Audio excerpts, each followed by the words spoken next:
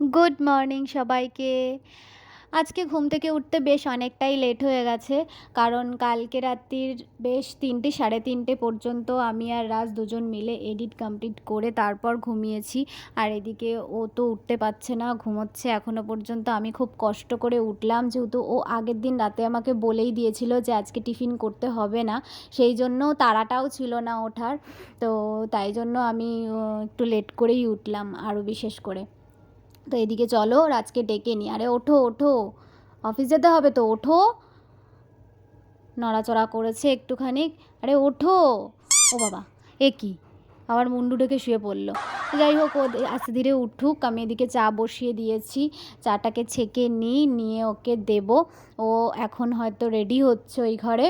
তো যাই হোক, ওকে আমি চাটা দিয়ে দিয়েছি। এই যে এখন বকর বকর শুরু করে দিয়েছে। প্রত্যেকটা দিন এটা ওর ডিউটি যে অফিস বেরোনোর আগে ও এরকম বকর বকর করবে। হ্যাঁ, চা খেতে খেতে করে না, কারণ ওর সকালেই চাটা খেয়ে নেয় ওই কারণে। আর এদিকে বাবা চলে এসছে মামনির পিছনে লাগার জন্য। মামনি ফোন ঘাঁটছে, সেই কারণে মামনির পিছনে লাগছে। এদিকে রাজ মজা নিচ্ছে। আর আমার বরটা অফিসে চলে যাচ্ছে।